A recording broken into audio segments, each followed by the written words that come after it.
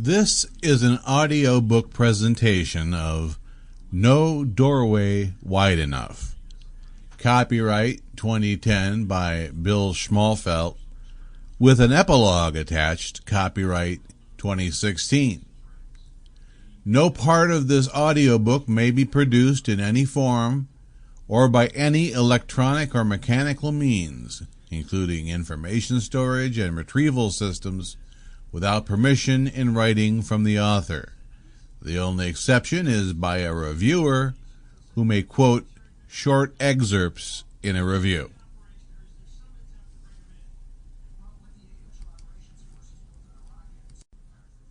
Segment 1.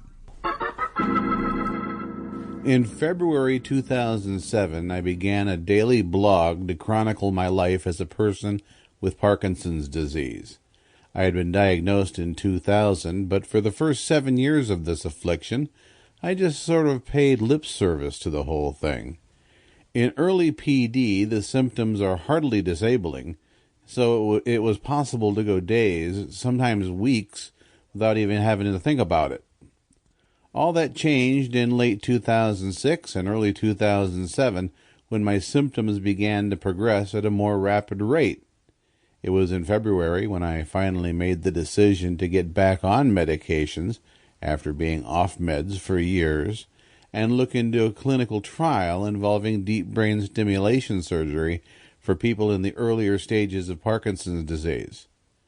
Most of what you will hear is copied directly from that blog, and I'll supplement some of the entries with editor's notes like this one.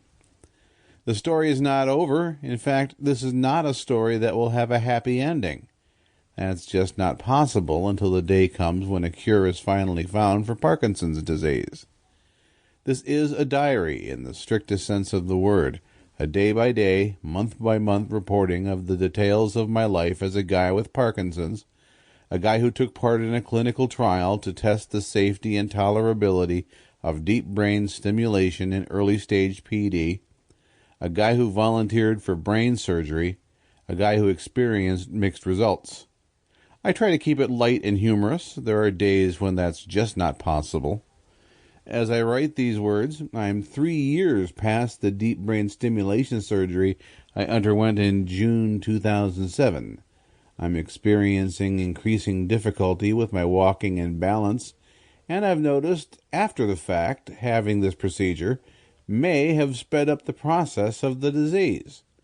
Hopefully you will find this to be an entertaining read, not maudlin or smarmy, just the story of my life from being diagnosed with an old man's disease in 2000, through the surgery in 2007, and the 3 years after. 10 years of my life in something over 460 pages. But first, some history.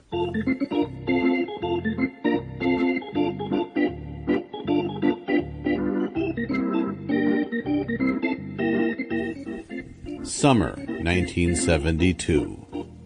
The table was set for lunch, although they called it supper. I never understood that. To me, the word supper was interchangeable with the word dinner. But I didn't care what they called it. After a long, hot morning of hauling hay bales with my brother Bob and our friend Eric, I was hungry. And whatever they called it, there sure was a lot of it.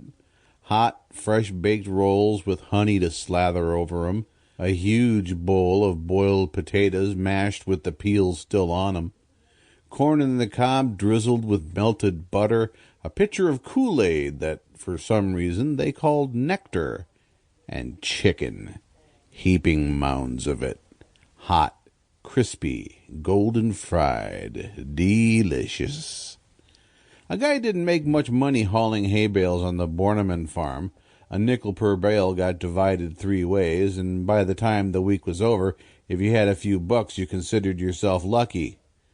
That wasn't the point of the job anyway. The real purpose was to build up arm strength before football season. The little bit of money you got was just icing on the cake. Oh yeah, I forgot to mention the cake. A thick, 2-layer yellow cake with vanilla frosting waiting for dessert. We may have been working for slave wages, but we ate like lords. Boys, you get Sample complete. Ready to continue?